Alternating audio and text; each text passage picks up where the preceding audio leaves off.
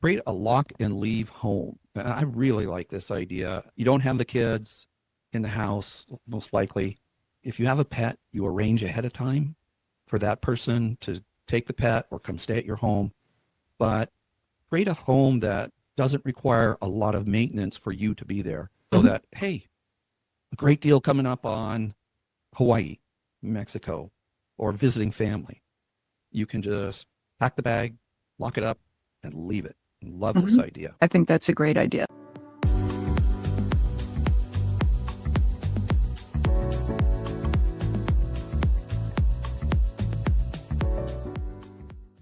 Welcome to 2026. This is Getting Your Edge, How to Downsize Your Home and Life podcast. I'm Dennis Day with co-host Judy Gratton, and we are here to talk about resizing your life, a more flexible, intentional approach to simplifying home finances and lifestyle. Whether you're considering a smaller home, a resort community, or a RV lifestyle, or maybe aging in place, this conversation will help you make decisions that fit your life now. If you're overwhelmed by maintenance, underusing space, or unsure how we should move at all, this episode will help you find clarity without pressure. Hi, everyone. I'm Dennis Day with Getting Your Edge, How to Downsize Your Home and Life. And Judy, welcome. Hello, I'm Judy Gratton. And if you're living in a home that feels bigger, emptier, or just harder to manage, you're in the right place. Today, we're talking about something we hear more and more from our clients, honestly, something we wish people had heard of earlier in our downsizing programs. Instead of asking, should I downsize or move? We're asking a different question. What if you right-size your life? The word downsizing can get a little overwhelming. For a lot of homeowners, it sounds like a loss. Loss of space, loss of memories, loss of status, or even loss of independence. We see that emotional weight all the time when people talk about selling a long-time family home. We work with people downsizing into retirement every day, and many of them aren't actually struggling with space. Perhaps they're struggling with high maintenance or energy costs. True, and they're heating rooms that they never used and cleaning spaces that they don't need and paying for upkeep that no longer matches their lifestyle. That's where the idea of right-sizing comes in. Okay, so what does right-sizing mean? Right-sizing your life is about alignment and balance, and it does not automatically mean that you're going to be moving. It means stepping back and asking, how do I actually live today? What spaces in my home do I use? What responsibilities feel heavy or overwhelming? What do I want more of and less of in this next chapter of my life? And does this home fit how I live now? And right-sizing might mean staying in your home and remodeling for one-level living. So if you've got a 2-story home, maybe there's a way that you can convert a room downstairs into your bedroom. It might mean decluttering before downsizing. Absolutely. It could mean converting unused space into something purposeful like guests, hobbies, or even rental income. Or it might actually mean moving to a smaller home, a resort community, an RV lifestyle, or retirement, but on your terms, not because you feel rushed or pushed. Let's go over 12 tips that you can use to resize your home and life. All right, Judy, here we go. Right size, not downsize. 12 steps to less stress and more. You ready? Yes, I am. Suggestion number 1, live on one level and reduce the stairs. Stairs become very hazardous the older that we get. So that's always a great idea. I have a client right now who's trying to figure out how to remodel her townhome so that she can live on the first floor. Number 2, close off or repurpose unused rooms. I have a guest room right now. We don't have guests hardly ever. I totally understand that concept. I think it's a great idea. Sewing room, craft room. If it's in a certain spot in the house, it might be a woodworking room. Or you can turn a room that you're not using into a room for your hobbies that you never had a chance to enjoy before. Number 3, declutter without relocating. It's always a good to do. It's really a good idea. We have different methods that we suggest to go about recluttering. Everything from buying dots that you put on things, put something in the baskets. And if you even do just a little bit every day, just for a few minutes a day, but you have to start looking at things. You have to realize in this day and age, very few things that we think are valuable have value. Some boxes or bins. I like the idea of the boxes because when that donate box gets filled up, just take it and donate it. I guess you could try and sell things on Facebook or Etsy or eBay, but I've tried that too. And you get people who say they're going to take something and they never show up and you start all over again. It's just so time consuming and really not worth the money. So not for me anyway, not for my time. Just get started with a closet or a shelf. Just get going. Absolutely. A drawer where Yeah. I have designated junk drawers. I still have them, but I'm trying to get junk out. I look at it and it's, have I used this in the last year? Reduce your maintenance, not your space. Absolutely. Okay. Like, this is a big one for me, the yard work. We have a huge yard and we've hired someone now to at least help quite a bit, but reducing that snow removal, huge. If you can find a neighborhood kid that you can pay to do that or find a service, same thing with housekeeping. Tip 5, simplify your landscaping. I have actually started mixing clover into my lawn. I don't know Me too. which result will be, but my hope is that the clover takes over because it is drought resistant, much easier to manage. It's better for the environment as well. And then planting native plants helps. Native plants are drought tolerant and they just don't require near the maintenance that some of the other plants that we know and love. Change your lighting is one of the cheapest and easiest ways to improve your household. It also improves energy costs and safety. So change your LED lights. Remove your fluorescents. Nobody likes fluorescent lights. I know we tolerated that through the 70s and 80s, but nobody likes that kind of light. It's Create not a walk-in shower. Add grab bars. I just ordered one for my mom. She comes over. She needs to have a grab bar in the bathroom and makes things safer and easy. Remodel for comfort. Shrink your expenses. pay out credit cards. That's always a great idea if you can do it. We had magazines. My father-in-law started on a Reader's Digest, which just went from the mail to the bin for years because we never read it. And if you do read them, donate them after the fact. There are lots of places that would be thrilled to have your magazines. And then, of course, cable and subscription. There are services now that will actually go through and clean out your subscriptions. Apps are another thing that we end up paying for on our phone and not realizing it until it's too late. They'll either organize them for you so you know what's coming up, or they'll cancel them. And then cable, there are ways around cable now. We finally cut the cord a few years ago, and we've been very happy that we did. We have a smart television and go through our internet service, and most people have internet now. Create a lock and leave home. I really like this idea. You don't have the kids in the house, most likely. If you have a pet, you arrange ahead of time for that person to take the pet or come stay at your home. But create a home that doesn't require a lot of maintenance for you to be there. So that, hey, a great deal coming up on Hawaii, Mexico, or visiting family. You can just pack the bag, lock it up and leave it. Love this Mhm. idea. I think that's a great idea. Rent before you move. Really highly suggest this.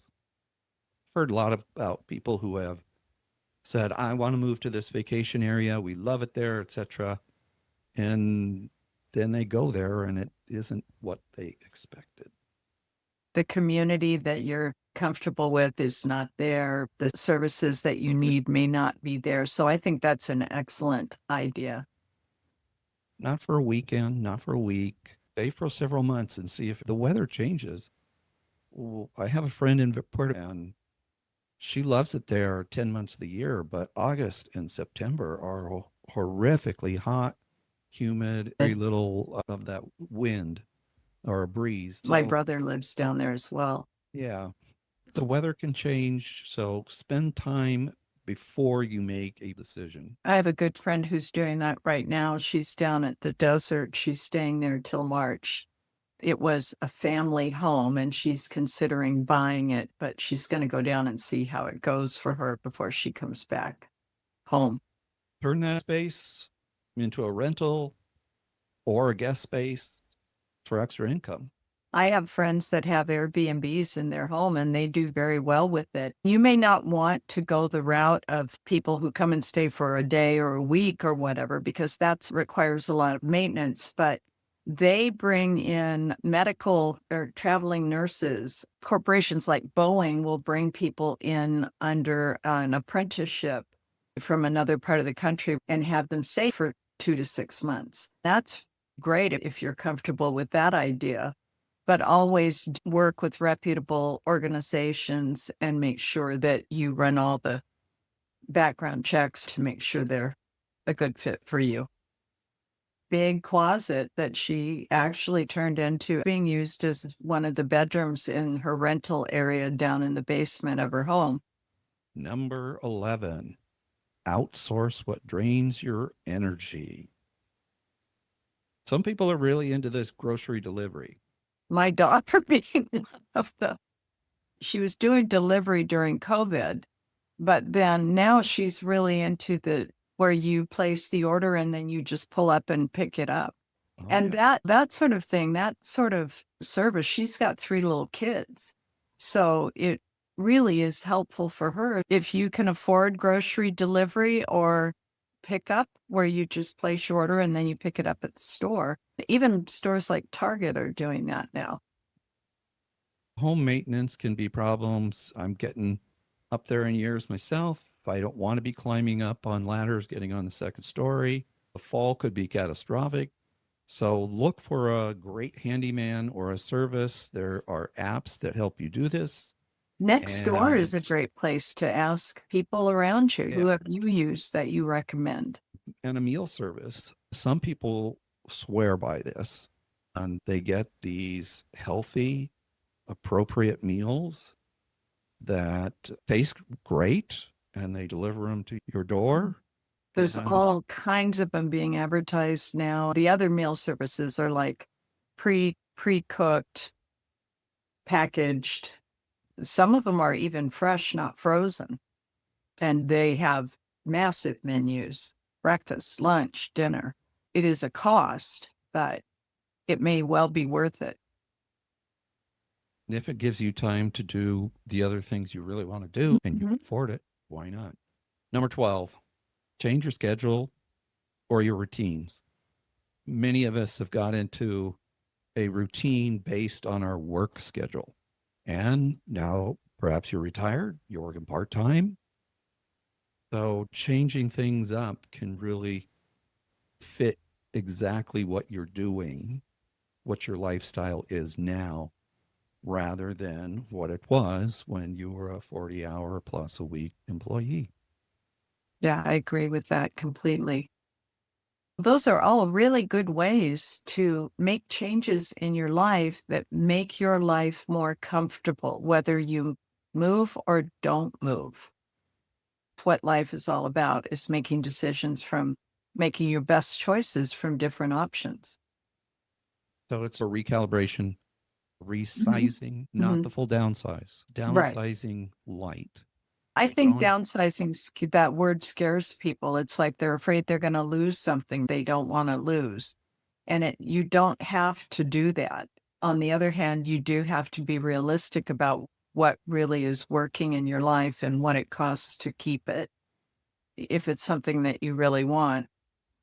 So let's give you some ideas of what some other people have done with their homes. We recently worked with some homeowners who assumed that selling was their only option. They looked through resizing their life and they realized they really loved their community. They loved the neighborhood they were in and they really didn't want to leave. So they did remodel to get a main floor with reduced storage and simplified the landscaping. And suddenly the home worked well for them. We had another couple of thought downsizing, giving up their comfort that they were going to be squeezed into a tiny little space. Instead, they sold the big family home. They moved into a smaller space in a resort area with all kinds of amenities they actually use, walking trails, social events, and low maintenance. And we see people exploring the RV living too, Yes. part-time or full-time.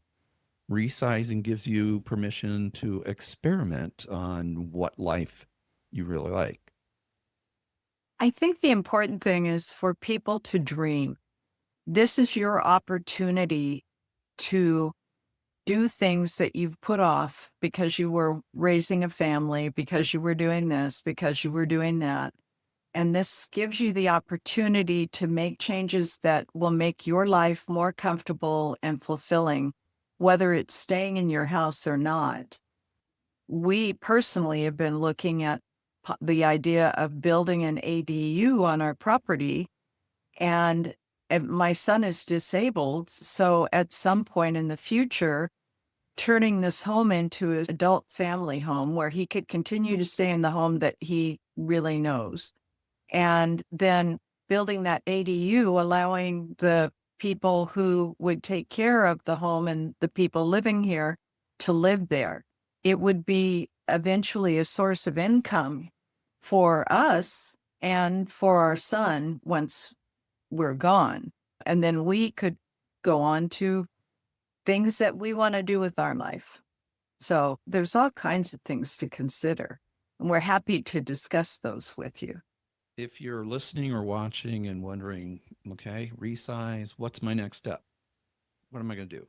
Ask yourselves if you're downsizing because you want to or you feel that you should. Do not should on yourself. Do I need less space or less responsibility? If you're comfortable with the space you have, but you're just tired of the things that you're doing, you need to weigh those decisions. Would lifestyle changes solve the stress that maybe you're feeling right now before a move? This is where good real estate can advise you, and we can provide that. Downsizing isn't just a transaction for No. us. It is a life Transition, and it requires really some thought. People that right size first, what the decluttering part of it, that may solve your problem. Finding a landscaper, a great handyman, the meal service idea, exploring what you want to do next. I think all of that, people who do that, they make better financial and emotional decisions. One of the biggest mistakes we see people make is jumping into it and selling quickly, too fast, maybe on a whim. Resizing your life can help you avoid unnecessary moves and costly mistakes or buyer's remorse. People who feel that they're being forced to move. Family and friends make the decision for you. It's got to be something that you want to do. It gives clarity to your timing and your budget and priorities, especially important when planning retirement housing options. It needs to be your decision. You're the one who has to live with it. That's it for today's episode. I hope this resonated with you. Remember, you don't have to downsize your home before you really understand what you want. Right size first, and then decide what housing choices supports the life that you want best. Do your research, ask for advice from a trusted realtor, and family friend. Find someone who's done this kind of work in the past, understands what you're going through, willing to take the time to listen, not just looking for another sale. If you're thinking about selling that family home, moving to a smaller home, or exploring retirement communities, We're here to help you through that entire process with clarity and confidence. Our goal to help you make an informed decision. We've been doing this in the Seattle area for quite some time. thanks for listening and watching. Getting Your Edge, How to Downsize Your Home and Life. If you found value in this episode, please subscribe, hit the like button, share it with a friend, and we hope to see you next time. Thanks. Oh, Dennis, we forgot. Aren't we going to have a little cheat sheet that will be available for people to download? Yeah. You are right. Thanks for reminding me on that. Folks, we've given you a ton of information, so we're going to make this PDF available for you to download. And this is basically what we've talked about in a one-page form. You didn't take notes. There it is. So we want to make sure that you have access to that information on a one-page PDF. We will put a link in our description of this podcast, and it'll be available. Click on the link, and you'll be able to download it, and it will explain exactly what we have said. It also gives our information. So if you have questions about resizing, downsizing, or any other real estate needs. If you're not in the Seattle or Washington area, don't think that you can't reach out to us. We'd be happy to answer questions for you, and we might be able to find someone experienced in your area if you need help. That's it, folks. Thanks for watching, and we'll see you next time. Bye.